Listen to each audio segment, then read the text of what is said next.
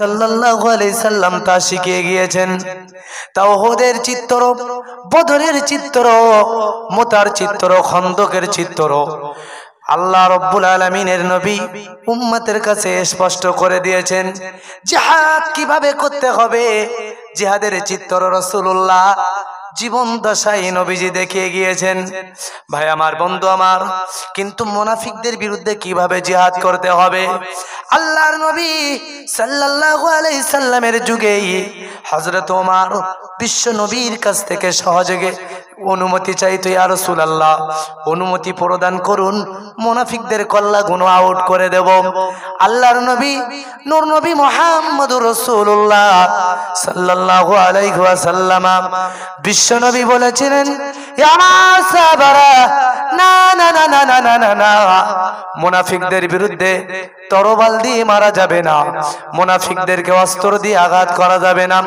তাহলে কাফের বেঈমানরা সমালোচনা করবে ইসলামের, তারা বলবে দেখো মুসলমানেরা নিজেরা নিজেরা নিজেদের ভাইকে কতল করে, নিজেরা মারামারি কাটাকাটি লিপ্ত হয়ে যায়, বিবাদে লিপ্ত হয়ে যায়।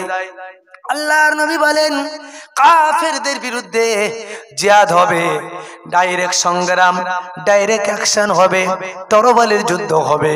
কিন্তু না না না, মুনাফিকদের বিরুদ্ধে তরবালের যুদ্ধ হবে না। নবীজি বলেন মুনাফিকদের বিরুদ্ধে যুদ্ধ হবে জবানের যুদ্ধ, দালিল আদিল্লার যুদ্ধ। দালিল দিয়ে মুনাফিক যখন হুজুর সেজে যখন স্টেজে আসবে, মুনাফিক যখন সমাজে যখন পীর সেজে আসবে, মুনাফিক যখন দাঈল আল্লাহ সেজে আসবে, মুনাফিক যখন হযরত সেজে আসবে, তখন যুগের মুহাদ্দিসে কেরাম, যুগের উলামায়ে কেরাম, যুগের হযরতগণ তখন মুনাফিকদেরকে উম্মতের সামনে দালিল পেশ করে স্পষ্ট করে দেবে। আমাদেরই সরিয়া আপনি সারা কিলা ভবে এই ভুবনে বসিয়া। আল্লাহুম্মা সাল্লি আলা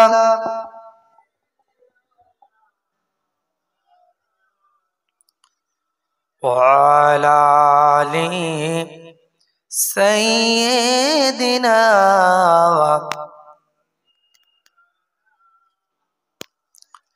أما بعد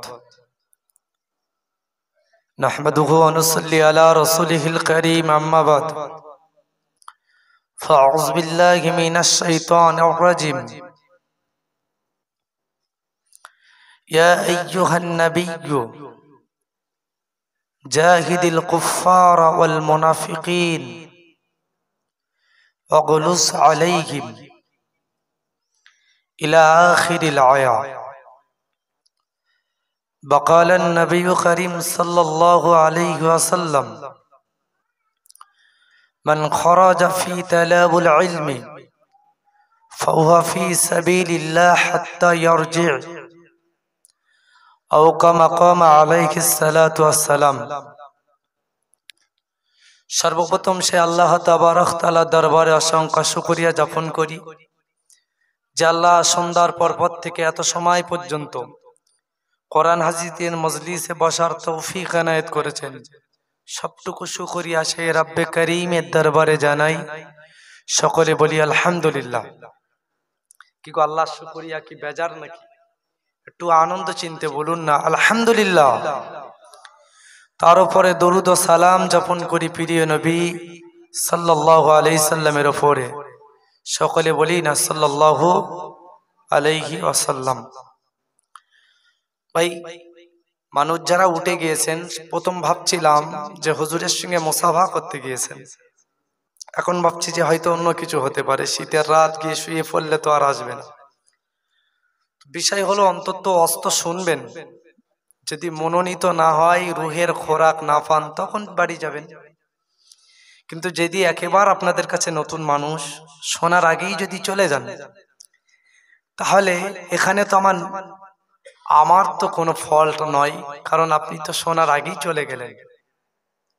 সেহেতু আপনার রুহের খোরাক যদি না হয়, তখন চলে যাবেন এটা মানানসই ছিল, কিন্তু শোনার আগেই আমন্ত্রিত অতিথি আপনাদের আমি, যদি আমার কাছ থেকে শোনার আগেই চলে যান, এটা কিন্তু আপনার মেহমানের সঙ্গে ভালো আচরণ হবে না। তাই যদি রাস্তাঘাটে এখনো ঘোরাফেরা করেন, এদিক ওদিকে থাকেন, অন্তত মজলিসে আসুন, দেখুন ইনশাল্লাহ আমাদের রুহের খোরাক আসবে, বলি না ইনশাল্লাহ। তো যারা আছেন আলহামদুলিল্লাহ, আপনাদেরকে অন্তরের অন্তরস্থল থেকে মোবারকবাদ জ্ঞাপন করছি যে আপনারা অন্তত মেহমানের মর্যাদা রেখেছেন। উপস্থিত সামনে বসে থাকা দিনদার আল্লাহওয়ালা আব্বাজান ও ভাইজানেরা, পদ্মার অন্তরালে অবস্থিত ধর্মিক আমি আম্মাজান ও বুবু জানেরা, আমার আগে বিদায়ী বক্তা, বর্তমান বাংলার শ্রেষ্ঠতম আইজিনে কেরাম আলেমে দ্বীনদের ভিতরে অন্যতম হুজুর, আপনাদের আগে আমার আগে আপনাদের কাছে গুরুত্বপূর্ণ আলোচনা করেছেন। কি আলোচনা করেছেন তা আমি অবশ্যই প্রথম থেকে জানতেও পারিনি, তবে শেষে এসে দু একটা কথা যা বুঝেছি, তো আমিও তার সঙ্গে সংযোগ করে কিছু অজনসিয়াত করবো ইনশাল্লাহ। তো তার আগে বলবো, যারা পিছনে বসে আছেন, যদি একটু সামনটায় বসেন, আমার চোখই যদি একটু ভালো লাগে, মনে হয় আমিও কিছু শান্তি করে বলতে পারবো। বেয়াদবি মাফ করে, বেয়াদবি ক্ষমা চেয়ে নিচ্ছি, যে শীতের সময়ে বসাটা খুবই কষ্ট, ওঠাটাও কষ্ট, এজন্য একটু এসে বসুন। একটু দরুদ শরীফ আল্লাহুম্মা সাল্লি আলা,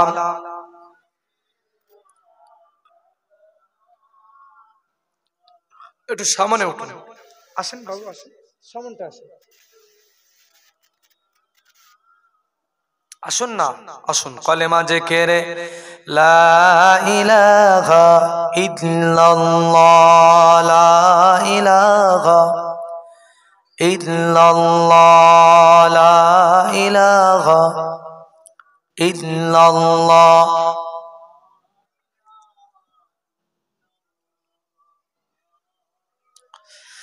লা ইলাহা ইল্লাল্লাহু মুহাম্মাদুর রাসূলুল্লাহ সাল্লাল্লাহু আলাইহি ওয়াসাল্লাম। আমি সরাসরি আলোচনার দিকে যাই, এত রাতে লম্বা ভূমিকা আমাদের পছন্দ হবে না, আর আমি করিও না। প্রিয় সুধী, কোরআনুল কারীমের একটি আয়াত পড়েছি। আয়াতটি হলো, আল্লাহ যদি চান এই আয়াতের উপরই ওয়াজ করব বাকি সময়টা, যতক্ষণ পর্যন্ত ফুরফুরা শরীফ থেকে আওলাদে মুজাদ্দিদ জাবান যত সময় পর্যন্ত না আসেন ইনশাআল্লাহ। আপনাদের ধৈর্য আছে তো ইনশাআল্লাহ? ইনশাআল্লাহ। আল্লাহ তাবারক তাআলা বললেন, ইয়া আইয়ুহান নাবিয়্যু জাহিদিল কুফারা ওয়াল মুনাফিকিন। আল্লাহ বললেন, হে নবী, তুমি সংগ্রাম করো, জিহাদ করো কাফেরদের বিরুদ্ধে আর মুনাফিকদের বিরুদ্ধে। জোরে বলুন সুবহানাল্লাহ। কে বললেন? আল্লাহ রাসূলকে বললেন, হে নবী, সংগ্রাম করো কাফেরদের বিরুদ্ধে আর মুনাফিকদের বিরুদ্ধে। ওয়াগলুজ আলাইহিম, আর তাদের প্রতি কঠোর হও, শক্ত হও। আল্লাহ মুনাফিকদের প্রতি আর কাফেরদের প্রতি রাসূল করিম সাল্লাল্লাহু আলাইহি সাল্লামকে শক্ত হতে বললেন। আমি আয়াত আপনাদের কাছে রেখেছি। কাফেরদের বিরুদ্ধে আল্লাহ তাআলা যুদ্ধ করতে বললেন। তাফসিরে বাইজাবিতে এই আয়াতের তাফসির এসছে যে জাহিদিল কুফার, কাফেরদের বিরুদ্ধে যুদ্ধ হবে বিসাইফি, তরবালের যুদ্ধ, অস্ত্রের যুদ্ধ। আর মুনাফিকদের বিরুদ্ধে যুদ্ধ হলো বিল্লিসানি, জবানের যুদ্ধ। জোরে বলুন সুবহানাল্লাহ। আরেকবার জিতলে বলবেন না সুবহানাল্লাহ? কারণ যদি কেউ মুনাফিকদের বিরুদ্ধেও যদি অস্ত্রের জিহাদ করে, জিহাদ কিভাবে শিখবে? জিহাদ এটা তো এক এক মানুষ এক এক রকম করে ব্যাখ্যা দেয়। যারা ইসলাম বিরোধী তারা তাদের মতো ব্যাখ্যা দিয়ে ইসলাম ফোবিয়া ছড়ায়। কিন্তু জিহাদের ব্যাখ্যা নিতে হবে তো হযরত মুহাম্মদ সাল্লাল্লাহু আলাইহি সাল্লামের কাছ থেকে। জোরে বলুন সুবহানাল্লাহ। কার কাছ থেকে? হযরত মুহাম্মদ সাল্লাল্লাহু আলাইহি সাল্লামের কাছ থেকে। কারণ কোরআন নাজিল হয়েছে রাসূলের উপরে, আর এই কোরআনের পূর্ণ ব্যাখ্যা তো রাসূলই দিতে পারেন। কোরআনুল কারীমে আল্লাহ রাব্বুল আলামিন বলেন, ইয়া আইয়ুহান নাবিয়্যু, হে আমার নবী, জাহিদিল কুফারা ওয়াল মুনাফিকিন, হে নবী কাফেরদের বিরুদ্ধে জিহাদ করো, মুনাফিকদের বিরুদ্ধে জিহাদ করো। কাফেরদের বিরুদ্ধে কেমনে জিহাদ করতে হবে, কাফেরদের বিরুদ্ধে কেমনে লড়াই করতে হবে, কেমনে সংগ্রাম করতে হবে, রাসূল কারীম সাল্লাল্লাহু আলাইহি সাল্লাম তা শিখিয়ে গিয়েছেন। তাওহীদের চিত্র, বদরের চিত্র, মুতার চিত্র, খন্দকের চিত্র আল্লাহ রাব্বুল আলামিনের নবী উম্মতের কাছে স্পষ্ট করে দিয়েছেন। জিহাদ কিভাবে করতে হবে, জিহাদের চিত্র রাসূলুল্লাহ জীবন দশায় নবীজি দেখিয়ে গিয়েছেন। ভাই আমার, বন্ধু আমার, কিন্তু মুনাফিকদের বিরুদ্ধে কিভাবে জিহাদ করতে হবে আল্লাহর নবী সাল্লাল্লাহু আলাইহি সাল্লামের যুগেই হযরত ওমর বিশ্ব নবীর কাছ থেকে সহযোগে অনুমতি চাইতো, ইয়া রাসূলুল্লাহ অনুমতি প্রদান করুন, মুনাফিকদের কল্লা গুণ আউট করে দেব। আল্লাহর নবী নূর নবী মুহাম্মদুর রাসূলুল্লাহ সাল্লাল্লাহু আলাইহি ওয়াসাল্লাম বিশ্ব নবী বলেছিলেন, ইয়া সাহাবারা, না না না না না না না, মুনাফিকদের বিরুদ্ধে তরবাল দিয়ে মারা যাবে না, মুনাফিকদেরকে অস্ত্র দিয়ে আঘাত করা যাবে না। তাহলে কাফের বেঈমানরা সমালোচনা করবে ইসলামের, তারা বলবে দেখো মুসলমানেরা নিজেরা নিজেদের ভাইকে কতল করে, নিজেরা মারামারি কাটাকাটি লিপ্ত হয়ে যায়, বিবাদে লিপ্ত হয়ে যায়। আল্লাহর নবী বলেন কাফেরদের বিরুদ্ধে জিহাদ হবে, ডাইরেক্ট সংগ্রাম, ডাইরেক্ট অ্যাকশন হবে, তরবালের যুদ্ধ হবে। কিন্তু না না না, মুনাফিকদের বিরুদ্ধে তরবালের যুদ্ধ হবে না। নবীজি বলেন মুনাফিকদের বিরুদ্ধে যুদ্ধ হবে জবানের যুদ্ধ, দালিল আদিল্লার যুদ্ধ। দালিল দিয়ে মুনাফিক যখন হুজুর সেজে যখন স্টেজে আসবে, মুনাফিক যখন সমাজে যখন পীর সেজে আসবে, মুনাফিক যখন দাঈল আল্লাহ সেজে আসবে, মুনাফিক যখন হযরত সেজে আসবে, তখন যুগের মুহাদ্দিসে কেরাম, যুগের ওলামায়ে কেরাম, যুগের হযরতগণ তখন মুনাফিকদেরকে উম্মতের সামনে দালিল পেশ করে স্পষ্ট করে দেবেন। জোরে বলুন সুবহানাল্লাহ। এটা হলো মুনাফিকদের বিরুদ্ধে জিহাদ। তাহলে কাফেরদের বিরুদ্ধে যেমন জিহাদ হয়, ডাইরেক্ট জিহাদ, অস্ত্রের জিহাদ, মুনাফিকদের বিরুদ্ধে এই অস্ত্রের জিহাদ করা যায় না। তো মুসলমান সমাজের সবচাইতে বেশি যেটা ক্ষতি, সবচাইতে বেশি যেটা ক্ষতি হয় সেটা ডাইরেক্ট কাফেরদের দ্বারাই না মুনাফিকদের দ্বারাই? কথা বলছেন না? কাদের দ্বারাই? মুনাফিকদের দ্বারাই। ওই জন্য মুনাফিকদের মুখোশ উন্মোচন করার জন্য এমন জলসা ওয়াজ নসিহত গুলো অবশ্যই প্রয়োজন।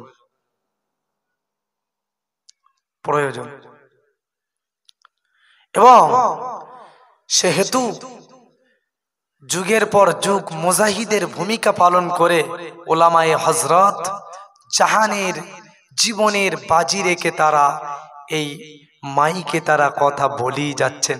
আমার আগে এত সময় যিনি কথা বলছিলেন ইনি তাহলে এই যুগের মুনাফিকদের বিরুদ্ধে এক বলিষ্ঠ কণ্ঠের মুজাহিদ।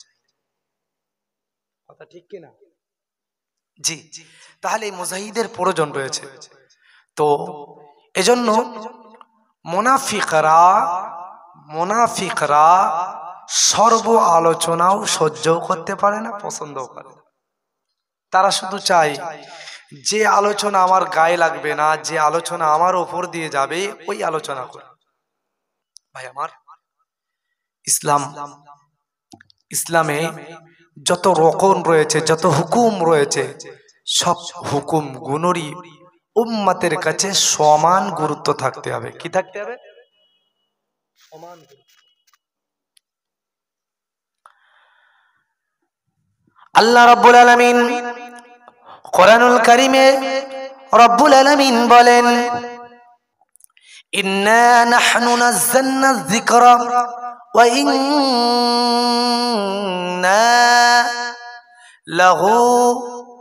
ইন্না লাহু লাহাফিজুন। আল্লাহ বললেন, ইন্না নাহনু নাযালনা যিকরা, নিশ্চিত আমি আল্লাহ রাব্বুল আলামিন এই কোরআনুল কারীমকে নাজিল করেছি। আল্লাহ রাব্বুল আলামিন বলেন, আমি এই কোরআনকে নাজিল করেছি। ইন্না নাহনু নাযালনা যিকরা ওয়া ইন্না লাহু লাহাফিজুন। আল্লাহ বললেন নিশ্চিত, আর এই কোরআনের হেফাজতের দায়িত্ব আমি আল্লাহ নিজে নিয়েছি। জোরে বলুন সুবহানাল্লাহ। জোরে বলবেন না সুবহানাল্লাহ? আল্লাহ বললেন, আমি এই কোরআন নাজিল করেছি। ইন্না নাহনু নাযালনা যিকরা ওয়া ইন্না লাহু লাহাফিজুন। এই কোরআন আমি নাজিল করেছি, আর এই কোরআনের সংরক্ষণের দায়িত্ব আমি নিজে নিয়েছি। জোরে বলুন সুবহানাল্লাহ। এই কোরআনের দায়িত্ব মানে, এই কোরআনের দায়িত্ব নেওয়া মানে, এর ব্যাখ্যা আমাদের কাছে এমন এসছে যে আল্লাহ কোরআনকে হেফাজত করবেন, মানে প্র্যাকটিক্যাল কোরআনটা কি হেফাজত করবেন, এটা তার পুরোপুরি ব্যাখ্যা নয়। প্র্যাকটিক্যাল কোরআনটা আল্লাহ হেফাজত করবেন মানে, যে কোরআন আমরা দেখতে পাই, আমাদের বাড়ি যে লিখিত কিতাব রয়েছে, এই কোরআন হেফাজত হবে। কোরআনের কোনো অংশ পৃথিবীর কেউ বাড়াতে পারবে না, কোরআনের কোনো অংশ পৃথিবী থেকে কেউ তুলে দিতে পারবে না, এমনকি কোরআনের একটা জের জবর কেউ পরিবর্তন করতে পারবে না। কেবল এতটুকু ব্যাখ্যা নয়, ব্যাখ্যা হলো আল্লাহ রাব্বুল আলামিন কোরআনুল কারীমে যে বলেছেন, ওয়াকিমুস সালাহ, তোমরা নামাজ কায়েম করো, মানে এই লিখিত কথাটি পৃথিবীতে জিন্দা থাকবে, হেফাজত থাকবে, অথচ জমিনে বাস্তব নামাজ হেফাজত থাকবে না, এমনটি নয়। মহান আল্লাহ যে বলেছেন, ইন্না নাহনু নাযালনা যিকরা ওয়া ইন্না লাহু লাহাফিজুন। আল্লাহ বললেন, নিশ্চিত আমি কোরআন অবতীর্ণ করেছি, আর এই কোরআনকে হেফাজতের দায়িত্ব আমি নিজে নিয়েছি। মানে আল্লাহর কোরআনে জোরে আকিমুস সালাহ, ওই লেখা আর ওই বাক্যটি আল্লাহ হেফাজত করবে। জমিনের উপরে নামাজটাকে হেফাজত করবেন না, এমনটি নয়। প্র্যাকটিক্যাল কোরআন যেমন হেফাজত হবে, থিওরিক্যাল কোরআনটাও তেমন হেফাজত হবে। জোরে বলুন না সুবহানাল্লাহ। কোরআনে যেমন লিখিত থাকবে আকিমুস সালাহ, নামাজ কায়েম করো, এই লেখাটা পৃথিবীর কেউ যেমন তুলে দিতে পারবে না, তেমন আল্লাহর জমিন থেকে নামাজি বান্দাদের দ্বারাই নামাজ আল্লাহ কায়েম রাখবে। পৃথিবী থেকে কেউ নামাজি বান্দাদেরকে সরিয়ে দিতে পারবে না। নামাজকে পৃথিবীর জমিন থেকে কেউ চিরতরে বিদায় দিতে পারবে না। জোরে বলুন। কোরআনে রয়েছেন, কোরআনুল কারীমে আমার আল্লাহ রাব্বুল আলামিন বলেছেন, কুতিবা আলাইকুমুস সিয়ামু কামা কুতিবা আলাল্লাযীনা মিন ক্বাবলিকুম লাআল্লাকুম তাত্তাকুন। হে ঈমানদারেরা, তোমাদের প্রতি রোজা ফরজ করা হলো, তোমাদের প্রতি রোজা ফরজ করা হলো যেমন তোমাদের পূর্ববর্তীদের উপর রোজা ফরজ করা হয়েছিল। তার মানে কোরআনে এই বাক্যটা আল্লাহ হেফাজত করবে, কোরআনে এই লিখিত বাক্যটি থাকবে, অথচ রোজাকে আল্লাহ হেফাজত করবে না। না না, পৃথিবীতে আল্লাহ রোজাকে হেফাজত করবে। এই জন্য চীনের পুরো দেশে যখন রোজদারদের গলায় পা দিয়ে দিনের বেলা পানি খাওয়ানোর চেষ্টা করা হয়, তারা জীবন দিয়ে দেয়, অথচ তারা রোজাকে ছেড়ে দেয় না। জোরে বলবেন না, একটু চিল্লে বলুন না সুবহানাল্লাহ। মানে আমার আল্লাহ যেমন প্র্যাকটিক্যাল কোরআনকে যেমন আমার আল্লাহ বাঁচাবেন, হেফাজত করবেন, তেমন থিওরিক্যাল কোরআনটাকে আল্লাহ হেফাজত করবেন। কোরআনের আদর্শ যেমন আল্লাহ বললেন হজ করো, হজের যে হুকুমটা লিখিত যেমন থাকবে, হজের বাস্তবটাও তেমন দুনিয়ায় আল্লাহ হেফাজত করবে। এই জন্য বর্তমান হজ করতে গেলে একজন মানুষ যদি ওমরা হজ করে, তাকে ৮০-৮৫ হাজার টাকায় সে সহজে ওমরা করে ফেলতে পারে। একই জায়গায়, একই স্থানে, একই দূরত্বের রাস্তা, অথচ হজের সময় যেতে গেলে ৫ লক্ষ টাকা, প্রায় ৫ লক্ষ টাকা খরচ। অথচ টাকার দিকে মোমেনরা তাকায় না। আমার আল্লাহ যদিও বলেছেন আমি আমার কোরআনকে নাজিল করেছি, আমি হেফাজত করব, তাই শুধু প্র্যাকটিক্যাল লেখাটা হেফাজত করে না, বাস্তব তার হুকুমটাও জমিনের ভিতরে আল্লাহ হেফাজত করেছে। তাই ৫ লক্ষ টাকা হজের খরচ হবার পরেও আগের বারে যে এবারে যে হজ হয়ে গিয়েছে, প্রায় ৩০ লক্ষ মানুষ একসঙ্গে হজ আদায় করেছে। জোরে বলবেন না? কারণ আমার আল্লাহর দিনকে হেফাজত করবেন আমার আল্লাহর প্রিয় বান্দাদের দ্বারাই। আল্লাহর দিনকে হেফাজত করবেন আল্লাহর প্রিয় বান্দাদের দ্বারাই। আমার আল্লাহ রাব্বুল আলামিন তার দিনকে হেফাজত করবেন, শুধু লিখিত হুকুমটাকে হেফাজত করবেন না, শুধু বাক্যটাকে হেফাজত করবেন না, বরং আল্লাহর যে বিধান রয়েছে আল্লাহর জমিনে কিয়ামত পর্যন্ত আল্লাহ রাব্বুল আলামিন হেফাজত করবেন। আল্লাহর কোরআনের একটি আয়াত রয়েছেন, তোমরা জিহাদ করো, চেষ্টা করো আল্লাহর রাস্তায়। এই জন্য পৃথিবীর কাফের বেঈমানরা যতই বলেন, মহান আল্লাহ কোরআনে বলেছেন ইয়া আইয়ুহাল্লাযীনা আমানু